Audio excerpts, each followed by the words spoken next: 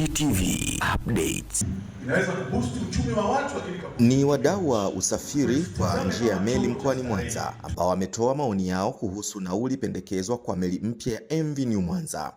Maoni hayo yamekusanywa na shirika la uwakala wa meli Tanzania TASAC kwa mujibu wa kifungu nambari 29 cha sheria ya uwakala wa meli Tanzania sura nambari 415 inayowapa mamlaka ya kukusanya maoni hayo.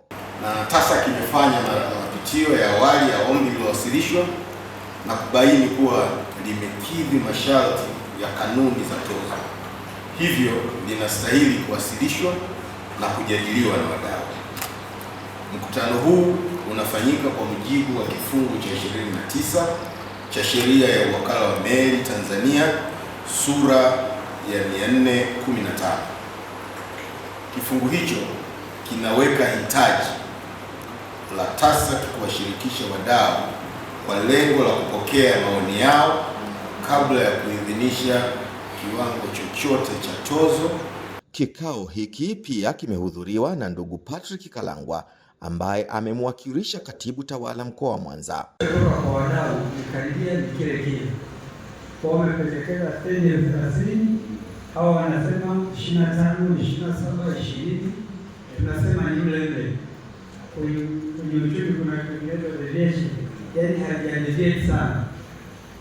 Naamini wao watakavyochukua wataalamu wataboresha, na naamini watafanya wakiwa wameconsider hizi point market. Kila ilikuwa napendekeza ili kutoa, na sababu kuna competition huko nje, kuna watu na wanania walionje bei, lakini hali ya kupata mtoto imekuwa ngumu. Vyote hivyo wataalamu kivizingatia, tutakuja na bei ambayo tukiweka tunaweza kupakania kwa muda, yani mpaka kuja kufikiria badiliko tena inachukua muda. Baada ya Tashiko kutoa mapendekezo ya nauli hizo, wadau wakapata nafasi ya kuchangia. Daraja la pili ni daraja la kulala, ambapo daraja hilo linaweza kuchukua abiria 100. tools ya kiuchumi inaweza kuboost uchumi wa watu, lakini kaboost uchumi wa nchi. Kwa hiyo tutazame kama chombo cha starehe, tutazame kama economy booster ambayo itasaidia wajasiriamali kukua na kuchangia uchumi mkubwa wa nchi. Meli tumeonyeshwa hapa ina kiwango, inajitosheleza kabisa kabla hata sijaipa, iko vizuri, lakini kuna pointi mimi niliyoiona hapa. Kuna vitu viwili nimeviona, lile daraja la uchumi kukaa shilingi 30,000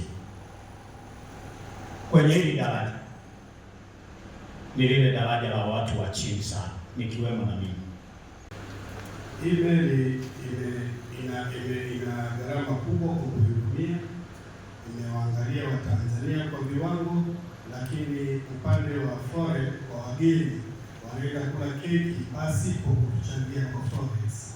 Ningeomba pia kuwe na gharama kwa mzungu anayepanda meli hii kwenda kukoga au kwa gari yake, naye iwe pale dola, tutaingizia nchi yetu hela ya thamani ya dola, kama wanavyofanya vyombo vingine pale Dar es Salaam kwenda Unguja, mzungu pia pale alipitishe. Hii ni kawaida kwa chombo chochote cha usafiri kwa njia ya meli kupata ridhaa ya matumizi ya nauli wanayopanga kwa kuwashirikisha wadau, na hii yote ni kutokana na mmiliki baada ya kukaa na kufanya tathmini ya gharama za uendeshaji. Nikiripoti kutoka hapa katika ukumbi wa Nyakahoja jijini Mwanza katika wilaya ya Nyamagana, mimi ni Edmond Rutajama na hii ni Meli TV ya kampuni ya Meli Tanzania Tashiko.